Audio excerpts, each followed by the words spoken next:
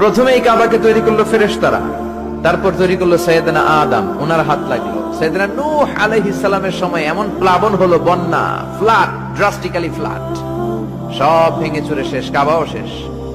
নূহ আলাইহিস সালাম নেমে আবার বানালেন, এরপর বানালেন ইব্রাহিম আলাইহিস সালাম। পড়েন সুবহানাল্লাহ। আল্লাহ একটা ফ্রেম দিলেন, ইব্রাহিম এতটুকু উঁচু করবা আমার ঘরটাতে, এতটুকু প্রশস্ত করবা, এতটুকু লম্বা করবা। কিন্তু উনি তো এত লম্বা না, এত লম্বা করবে কেমনে? নাগাল পায় না, বানানোর পরে দাঁড়িয়ে আছে, আর উপরের দিকে উঠতে পারে না। আল্লাহ বললেন, don't worry about it, I am sending a beautiful stone from paradise. আমি জান্নাত থেকে একটা স্পেশাল পাথর পাঠিয়ে দিচ্ছি ইব্রাহিম, ওইটার উপরে দাঁড়াও, উপরে উঠতে মন চাইলে উঠে যাবে, নিচে নামতে মন চাইলে নেমে যাবে। মাকাম ইব্রাহিম, জান্নাত থেকে আসা ওই পাথর কাবা ঘরের পাশে আজও আছে না নাই? উনি দাঁড়ালেন, উপরে ওঠা দরকার উঠে যেত অটোমেটিক, নিচে নামা দরকার নেমে যেত।